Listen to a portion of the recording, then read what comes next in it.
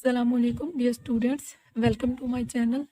तो dear students, आज हमारे पास लेक्चर फर्स्ट है और ये 10th क्लास के हवाले से है हमारे पास बायोलॉजी में।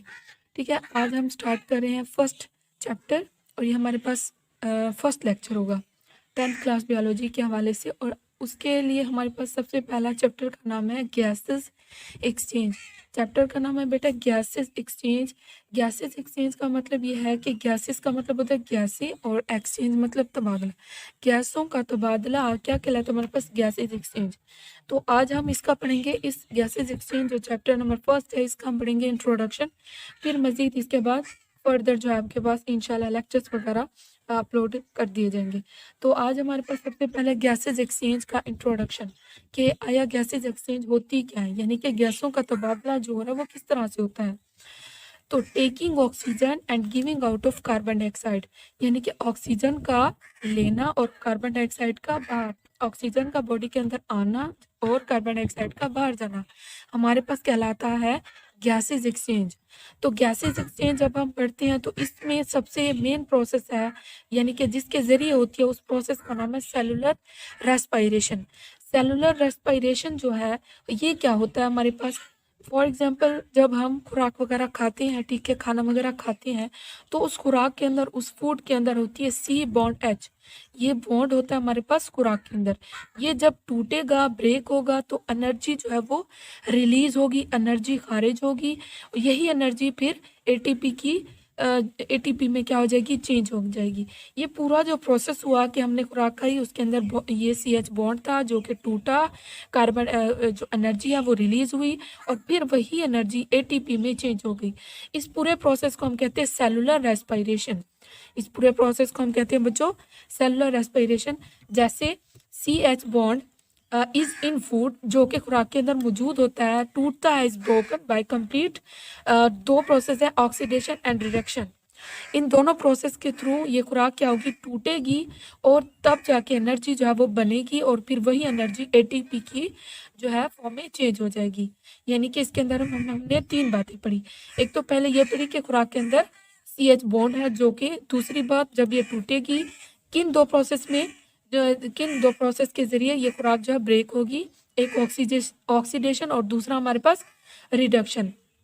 उसके बाद जो एनर्जी है वो ट्रांसफ़र होगी, एनर्जी हमें मिलेगी और फिर वही एनर्जी किसकी फॉर्म में चेंज हो जाएगी? एटीपी की फॉर्म में। उसके बाद बेटा देखिए हमारे पास सेलुलर रेस्पिरेशन के अंदर सबसे मेन प्रोसेस जो है बायोकेमिकल प्रोसेस है। सेलुलर रेस्पिरेशन का जब प्रोसेस होता है सेलुलर रेस्पिरेशन का, तो इसके अंदर दो मेन प्रोसेस होते हैं, एक एरोबिक रेस्पिरेशन है और दूसरा एनारोबिक रेस्पिरेशन। इन दोनों प्रोसेस को हम कहते हैं बायोकेमिकल प्रोसेस, जिसके अंदर एरोबिक रेस्पिरेशन होता है और दूसरे एनारोबिक रेस्पिरेशन। एरोबिक रेस्पिरेशन में क्या होता है कि it take place in the presence of oxygen, यानी कि एरोबिक रेस्पिरेशन जो है ये हमारे पास ऑक्सीजन की प्रेजेंस में होगी, ऑक्सीजन की मौजूदगी में होगी एरोबिक।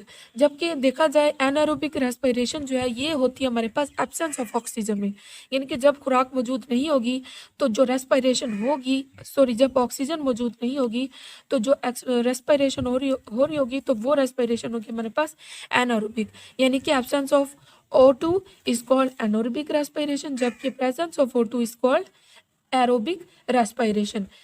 तो ये दो प्रोसेस हैं जो कि सेलुलर रेस्पिरेशन के दौरान होते हैं। उसके बाद बेटा हमारे पास एक और टर्म है ब्रीदिंग, जो कि इसी गैसेस एक्सचेंज का ही हमारे पास हिस्सा है। ब्रीदिंग मतलब सांस लेना, जो कि हम इस वक्त ले रहे हैं, आप ले रहे हैं, मैं ले रही हूँ। ये हमारे पास क्या है? ब्रीदिंग, जो कि जिसको हम उर्दू में टर्म इस्तेमाल करते हैं सांस लेना। तो जब हम सांस लेते हैं तो क्या मतलब उसमें किस तरह से लेते हैं हम अपनी सांस? तो इसमें क्या होता है कि एक ऐसा अमल है जिसके अंदर हम हवा जो है, जो कि बाहर है, ये हवा हम अपनी बॉडी के अंदर ले जाते हैं। उस हवा से हम ऑक्सीजन हासिल करेंगे, ठीक है, उस हवा से क्या करेंगे? हम ऑक्सीजन हासिल करेंगे और फिर वही हवा जो है हमारी बॉडी से बाहर चली जाएगी। लेकिन उस हवा के अंदर अब ऑक्सीजन मौजूद नहीं होगी, बल्कि एक और गैस मौजूद होगी, उसका नाम क्या होगा? CO2, जिसको हम क्या कहते हैं? Carbon dioxide. तो देखें कि प्रोसेस थ्रू विच, कि ऐसा अमल जिसके अंदर ऑर्गेनिज्म जानदार क्या करते हैं और हवा को लेते हैं अपनी बॉडी के अंदर, जिससे क्या हासिल करते हैं, to get oxygen from it, उस हवा से ऑक्सीजन को हासिल कर लेंगे। उसके बाद फिर क्या होगा, वो हवा कहाँ जाएगी, बॉडी के अंदर चली गई, ऑक्सीजन भी हासिल कर ली। अब वो हवा कहाँ जाएगी, वो हवा जाएगी and give out air for getting read of carbon dioxide. अब ये हवा निकलेगी, ऑक्सीजन तो बॉडी ने यूज़ कर ली। अब ये जो हवा निकलेगी ये अपने साथ कौन सी गैस लेके बाहर जाएगी, CO2 मतलब कार्बन डाइऑक्साइड।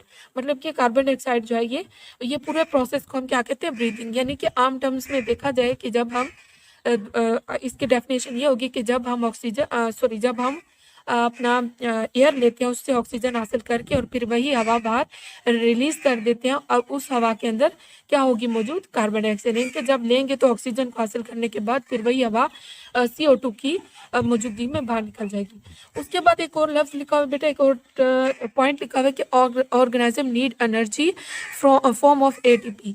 यानी कि जितने भी ऑर्गेनिजम्स हैं वो एनर्जी को ATP की फॉर्म में इस्तेमाल करते हैं। यानी कि एनर्जी को हासिल करने के बाद उसी एनर्जी को ATP की फॉर्म में चेंज करेंगे और फिर वही ATP को अपने अंदर यूज़ करेंगे। तो ये था बेटा आज हमारा छोटा सा शॉर्ट इंट्रोडक्शन था गैसेस एक्सचेंज का। ठीक है, ये 10th क्लास का था। ठीक है, इसके अंदर थोड़ी बहुत टर्म्स हैं, डेफिनेशंस हैं जो कि आपने कर लेनी है। तो इसी के साथ आज हमारा लेक्चर इख्तिताम हुआ। इसी के साथ अगर आपको ये वीडियो अच्छी लगी है, चैनल सब्सक्राइब कर दें, वीडियो लाइक कर दें, शेयर कर दें, और अगर कोई आपका क्वेश्चन हो तो हमें कमेंट में ज़रूर बताइएगा। इसी के साथ अपना बहुत सारा ख्याल रखिएगा और दुआओं में ज़रूर याद रखिएगा। अल्लाह हाफिज़।